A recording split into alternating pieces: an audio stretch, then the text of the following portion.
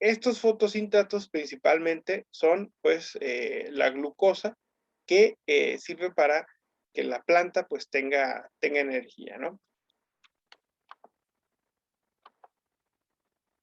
Entonces, esto ya lo habíamos visto, esto es una planta ideal con todas sus partes, raíz, tallo, hoja, flor, fruto y semilla, ¿no? En la parte de abajo tenemos la raíz, en la parte que sale o pivotante tenemos el tallo, luego tenemos las hojas, a los brotes de hojas se les conoce como yemas, los frutos son aquellos que se dan después de la fecundación y las flores, pues no tienen mucha ciencia, todos las conocemos qué forma tienen, y en la última sesión vimos varios videos de diferentes tipos de flor, ¿no? Ahora, las plantas están clasificadas de la siguiente manera. Hay 4 grandes grupos, ya los habíamos analizado. Esto es un mero resumen. Existen las briófitas, pteridofitas, gimnospermas y angiospermas, ¿no? Como les he comentado a lo largo del curso, la gran mayoría de la información de este curso y de la que conoce el hombre, pues es de las angiospermas. ¿Por qué? Evolutivamente hablando, son las plantas más modernas y son las más abundantes sobre la faz del planeta, ¿no? En ese sentido, las briófitas no necesariamente tienen raíz, tallo y hojas. Las pteridofitas, gimnospermas y angiospermas sí. En cuanto a sus tejidos, perdón, las briófitas tienen epidermis y tejidos conductores rudimentarios, ¿no? El resto de los grupos taxonómicos tienen epidermis y tejidos conductores bien definidos. No presentan flores las briófitas y las pteridofitas, gimnospermas y angiospermas sí. Semillas, de igual manera, las briófitas y las pteridofitas no las presentan. Gimnospermas y angiospermas sí. En cuanto a sus frutos, las briófitas y las pteridofitas no presentan frutos. Las gimnospermas tampoco. Las angiospermas son las únicas plantas que producen fruto. Respecto a su fecundación, en el caso de las briófitas, solamente se da en presencia de agua, por eso esas plantas únicamente crecen en lugares muy húmedas y su fecundación es bastante primitiva, ¿no? En cuanto a las pteridofitas, de igual manera, su fecundación se da en presencia de agua y es también un proceso muy primitivo, ¿no? En el caso particular de las gimnospermas, su fecundación ya es un poquito más elaborada, no requiere forzosamente de agua para que ésta se dé, puede ser mediada por el viento o por algunos insectos, ¿no? Y en el caso particular de las angiospermas, tampoco precisa agua, normalmente el rasgo distintivo de las angiospermas, evolutivamente hablando, y es el hecho por el cual dominan casi todo el planeta, es que su fecundación es relativamente sencilla a través del viento, pero sobre todo a través de los polinizadores. Entonces, estas estructuras a las cuales llamamos flor, pues están diseñadas para atraer los polinizadores y que de esta manera su fecundación y por lo tanto su propagación sea más rápida y más eficiente. Dentro de las plantas con flores, que es la botánica fanerogámica, tenemos dos grandes grupos, que son las angiospermas y las gimnospermas. Las angiospermas siempre tienen semillas en un fruto y en el caso particular de las gimnospermas, sus semillas están encerradas dentro de una piña. Ahora que viene la Navidad, estas piñitas que nos venden en el mercado o que colectamos de los pinos, pues son las piñas que normalmente tienen dentro las semillas de las gimnospermas, ¿no? En el caso de las plantas que no tienen flor, que se les conocía como criptógamas, pues básicamente las únicas que tienen tallos son los helechos, quienes no tienen tallos son las algas y los musgos. Las algas ya habíamos dicho que son de uso exclusivamente acuático y los musgos de forma exclusiva terrestre. Este es un resumen general de todo lo que he dicho ahorita en este momento. No tiene caso que lo repita, pero si les gusta con imagencitas, pues aquí está, ¿no? Viene la descripción de briófitos, pteridofitos, gimnospermas y angiospermas. Esta presentación también se las voy a subir ahorita, ¿no? Y bueno, aquí hay un error, no es angiospermas, es angiospermas sin la E, aquí me equivoqué. Básicamente todas las angiospermas tienen un óvulo dentro de un ovario encerrado. Siempre va a ser así en todas las plantas con flor, ¿no?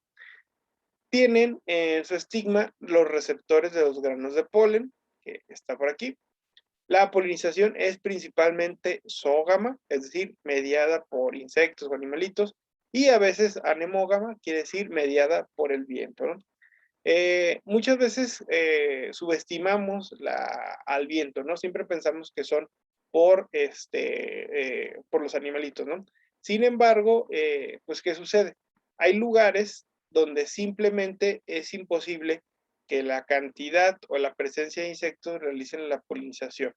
Y el hecho de que el viento pueda polinizar a una planta, pues ayuda mucho a su distribución. Y si no me lo creen, pues pensemos en el caso del desierto, ¿no?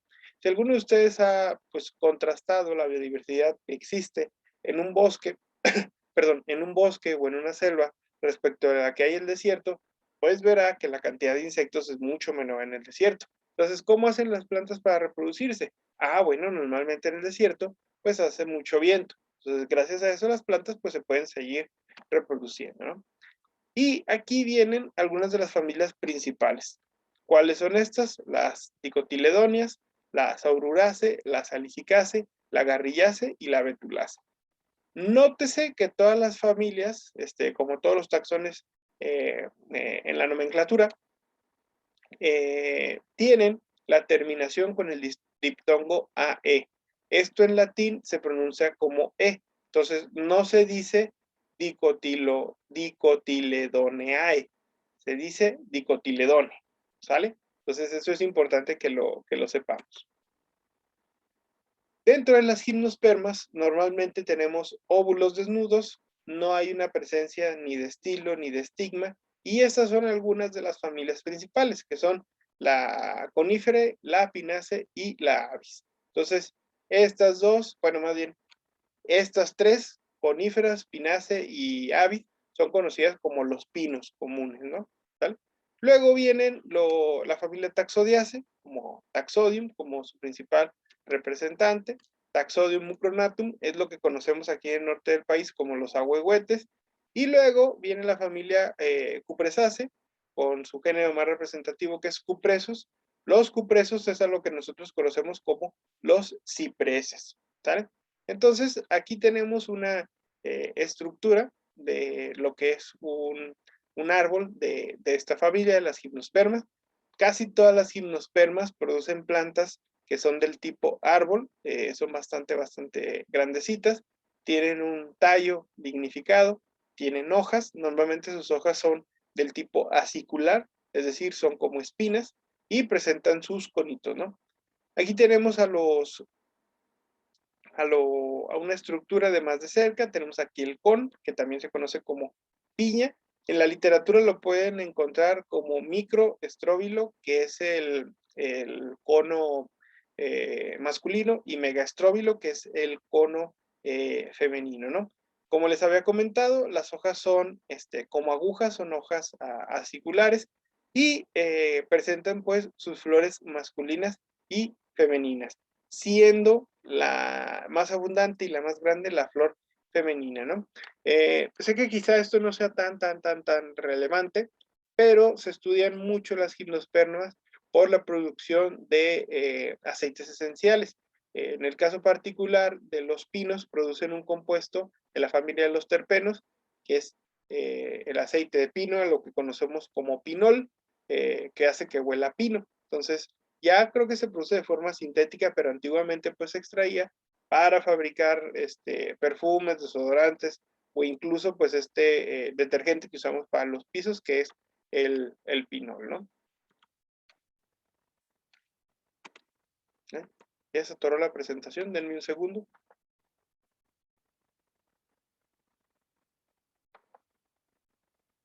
Muy bien, entonces, ¿cuáles son las diferencias entre angiospermas y gimnospermas? Bueno, aquí viene. En el caso particular de las gimnospermas, tienen flores unisexuales. En las angiospermas, me voy a regresar un segundito, aquí si se fijan, hay flor masculina, flor femenina, a eso se refiere. Son unisexuales, es decir, están separadas. Pero en las angiospermas tienen flores hermafroditas perfectas y también tienen flores unisexuales, incluso en una misma planta, ¿vale? Normalmente la polinización, en el caso de las gimnospermas, se da de forma directa sobre el micrófilo del hubo, del óvulo, perdón, en el caso de las angiospermas puede ser de forma indirecta, ¿no? Es una fecundación simple y en el caso de las angiospermas es una fecundación doble. En el caso de las gimnospermas, los embriones pueden tener desde 2 hasta 15 cotiledones, aunque lo normal es que tengan 2. Y en el caso de las angiospermas, puede ser con 1 o 2 cotiledones. Recuerden, dentro del grupo de las angiospermas tenemos a las embriones con un cotiledón, que son conocidas como los monocotiledones, que normalmente son plantas chiquitas del tipo herbáceo. Y también tenemos a los dicotiledones, que son el resto de las plantas, ¿no? Todas las gimnospermas son plantas del tipo árbol, son plantas leñosas, pero en el caso de las angiospermas tenemos de las dos, plantas leñosas y también plantas del tipo herbáceas, ¿no? Normalmente el gilema de los gimnospermas ya es un poquito más evolucionado que el del resto de las plantas, tiene un gilema con traqueidas muy eficiente, pero el de las angiospermas, aparte de tener traqueidas, también tiene tráqueas, ¿no? Ay, no funciona esto. Ok, entonces, hasta aquí es el tema del día de hoy, donde analizamos las principales características de estos grupos. No sé si tengan alguna duda o pregunta, chicos. De las familias de las angiospermas, ¿cuáles son? ¿Qué ejemplo puede dar de las familias de las Ah, las, angiospermas? las angiospermas, las principales que habíamos dicho aquí son la dicotiledone, la monocotiledone, saururase, salicicase, garrillase y betulase. Sí, pero ¿qué plantas forman parte de ellas? ¿Cómo que qué plantas? Sí, porque no todas las plantas son iguales, pertenecen a distintas familias, a distintas ramas y familia. Ya, bueno, entonces, es que me preguntaste cuáles eran las principales familias. Ya te las dije. Entonces me estás haciendo otra pregunta, que es, ¿cuáles son Sí, algunas de las plantas que, que representan pues a las angiospermas? Bueno, sí, en el caso particular de la familia Salicicaceae, pues tenemos al género Salix. El género Salix son lo que conocemos como los sauces, el sauce llorón, por ejemplo. También tenemos a Morus nigra. Morus nigra es lo que conocemos como el árbol de las moras. También tenemos a todas y cada una de las plantas de cítricos, no me recuerdo ahorita el nombre, básicamente todas, el árbol del naranjo, el árbol del limón, las piñas, el género ananás, que son las plantas que producen los plátanos, ¿cuál otra? ¿De cuál otra me acuerdo ahorita? Dame un segundo. Um, las fresas, no me acuerdo ahorita del nombre, el género ficus, que está súper distribuido por formas artificiales aquí en México. Los ficus, pues, no sé cómo escribirlos, es el árbol más común en los ecosistemas urbanos en México. Son, pues, estos árboles comunes que producen estas bolititas así como color, va del morado al naranja. Son comestibles, de hecho los pajaritos, los chanantes se las comen aquí en México. ¿Cuál otra? ¿Cuál otra? Em, Ay, si me dan un segundo, ahorita a propósito de eso, porque hay una planta nueva que, o sea, yo sé que existe desde hace mucho, pero venga, no sabía cómo era el fruto. Denme un segundo, les voy a mostrar algo que yo nunca había visto y que apenas voy a probar. Espérenme tantito. A propósito de la pregunta de su compañero. No me tardo nada, ¿eh?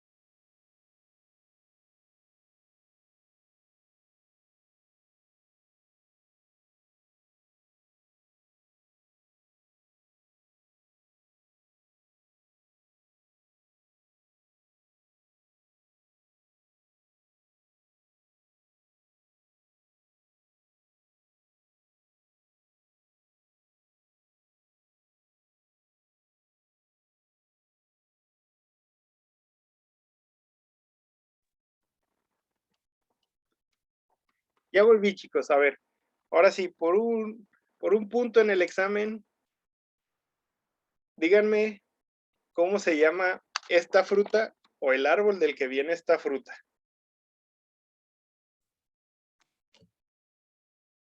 No me pregunten de dónde viene ni dónde ¿Ese crece. es un tomate, profe? No, no es un tomate. Una manzana, ¿no? Parece Persimonio. manzana. Persimonio. Ándale, Gilberto. Esto es un persimonio. No tengo ni la más remota idea de dónde crezca, ni nada. Pero está carísimo. Está más caro que el aguacate. Por eso nomás compré uno. Y al rato me lo voy a comer y luego les digo a ver a qué sabe. Esto es un Profe, persimonio. ¿sabe? Se come cuando está maduro. Acá donde yo vivo hay muchos Hay muy, árboles. acá en el norte no hay, no existen.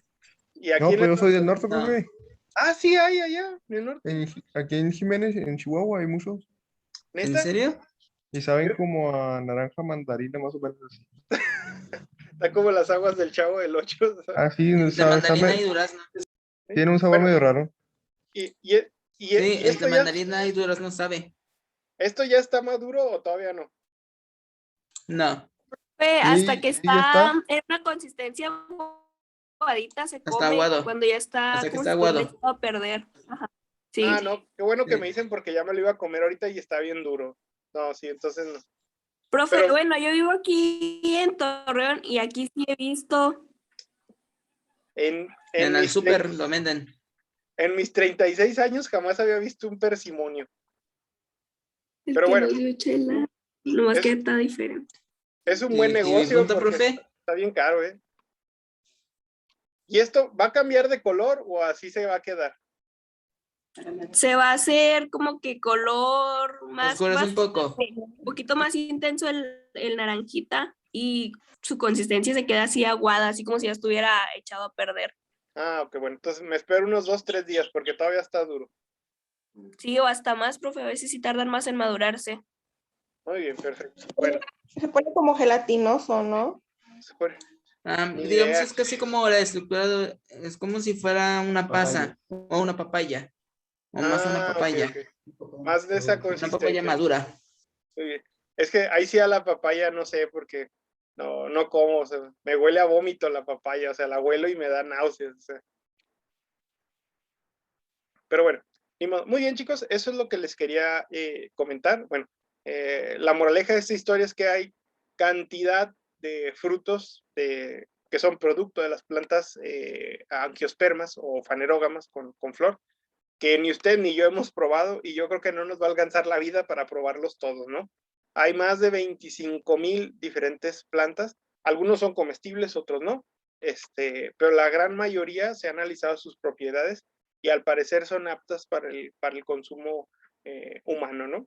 Y bueno, son los frutos, bueno, aunque no es clase de nutrición, pues es muy importante que los consumamos porque aportan una serie de micronutrientes que son indispensables para el buen desarrollo y funcionamiento de la fisiología humana, ¿no? Contienen hartas vitaminas y minerales que normalmente no encontramos en otro tipo de alimentos, ¿no? Entonces, por eso es importante comer frutos, ¿no? Muy bien, chicos, de mi parte sería todo. Espero haber respondido la pregunta. Nos estamos viendo en la próxima sesión y ya la próxima semana que espero terminen mis exámenes, pues voy a estar un poquito más al pendiente de ustedes para asignar nuevas tareas, ¿sale? Sí, profe, no se le olvide mi punto por el Sí, persimonio. no se me olvida, sí, soy un hombre de palabra. Me recuerdas, Gil, ¿Profe? por favor. Mande. ¿Cuándo toca su examen, profe? Todavía falta, no se angustien, yo les aviso con tiempo, con 1 o 2 semanas de anticipación les digo. Profe, Mande. ¿y cuál es la clasificación de las verduras? La clasificación de las verduras. O sea, ¿en qué entran? ¿En gimnospermas, angiospermas? Muy buena pregunta. Bueno, el término verdura es utilizado de forma antropocéntrica, ¿no? Normalmente está distinguida por el sabor, pero es decir, los frutos que no son dulces, los seres humanos los clasificamos como verduras, ¿sale? Por ejemplo, el tomate es una verdura, pero de forma técnica y científica los tomates son frutos, ¿vale? Por ejemplo, en el pasillo de las verduras tú vas a encontrar la lechuga, pero la lechuga no es una fruta, o sea, es una flor, ¿vale? O vas a encontrar menta, por ejemplo, ¿no? Yo compro mucha menta, ¿no? Y la menta no es una flor, ni es un fruto, es una hoja. Pero la menta es una planta angiosperma, tiene flor y fruto, ¿vale? Entonces, el término verdura normalmente está enfocado en el sabor, ¿no? ¿Vale? Por ejemplo, las calabazas las calabacitas verdes son consideradas verduras, pero son frutos. O sea, va enfocado más que nada al sabor. Pero la gran mayoría de las verduras que tengan semilla, pues son frutos y pertenecen a las angiospermas. Ok, gracias, profe. De nada.